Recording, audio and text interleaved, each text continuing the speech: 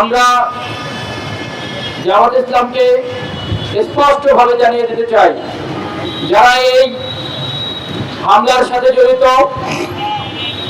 তাদেরকে আমরা আজকের মধ্যে তাদের বিরুদ্ধে কি কি ব্যবস্থা নিয়েছেন আমরা সেটি দেখতে চাই। আর যদি আপনারা ব্যবস্থা না নেন, আমরা ধরে নেব এটি আপনাদের দলীয় এজেন্ডা ছিল। আবার কোন সাংবাদিককে অন্যায়ভাবে যদি হেনস্থা করা হয়, অন্যায়ভাবে যদি নির্যাতন করা হয়, যেই হাত দিয়ে আপনি আমার কোন সাংবাদিককে হেনস্থা করবেন, ওই হাত কিন্তু আমরা রাখবো না। 24-এর আগের সেই ধারায় না থাকলে বাংলাদেশ চালাতে পারবেন না।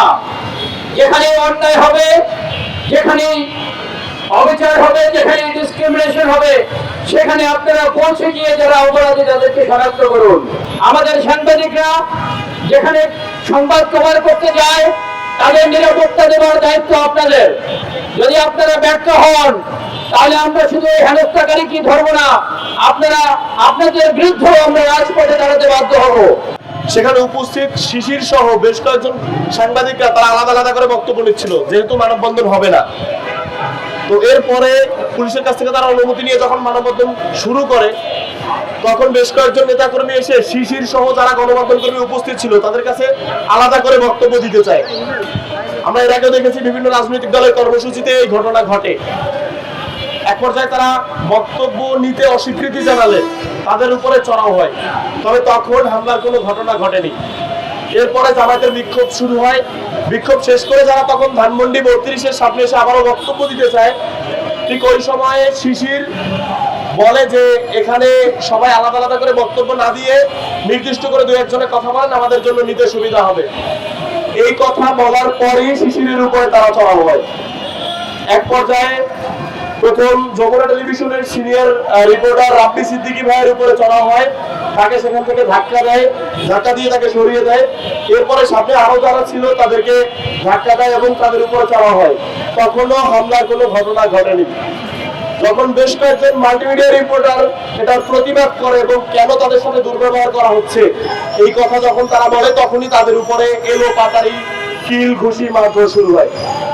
এই কিল ঘুষি মারধরে প্রথম শিশিরের নাক ফেটে রক্ত পড়ে এবং এটিএন বাংলার এক বড় ভাই ছিল, তারও যেই ব্যবহৃত ডিভাইস আছে সেই ডিভাইসগুলো ভেঙে যায়।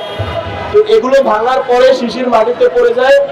তো তখন আই নিউজ বিডির রমজান গিয়ে শিশিরকে বাঁচানোর চেষ্টা করে। তো রমজানের সাথে আরো বেশ কয়েকজন গিয়ে সেখান থেকে শিশিরকে বারবার পাশে নিয়ে আসার চেষ্টা করে। যখন শিশির এই রাস্তার পেজের উপরে পড়ে যায়, তখন শিশিরকে 4-5 জনে এসে ধরে আবার উপর থেকে নিচে ফেলে দেয়, যেই ভিডিও ইতিমধ্যে সোশ্যাল মিডিয়ায় ভাইরাল এবং আপনারা দেখেছেন। যে ঘটনাটি হয়েছে ফুটেজ আছে এবং দৃশ্যমান কারা হামলা করেছে। আপনারা দ্রুত আগামী 24 ঘন্টার মধ্যে এটার অ্যাকশন নেবেন এবং তাদের উপর দলীয় যে আপনাদের ব্যবস্থা সেটা গ্রহণ করবেন। বাংলাদেশের রাজনীতি হচ্ছে মব কালচারের রাজনীতি। সো এই জায়গা থেকে আমাদের নিজেদেরও একটু সচেতন থাকতে হবে।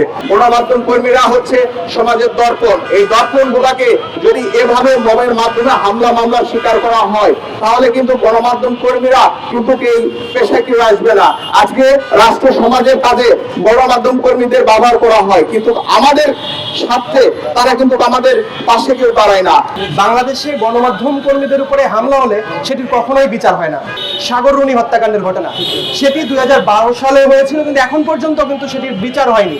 তাহলে বুঝে নিন আজকে একটি হামলা হয়েছে, সেই হামলার বিচার কিভাবে হবে বলে আপনি মনে করেন? ইউএফটি ফার্স্টের সাথে ট্রেড করুন যে কোনো জায়গা থেকে।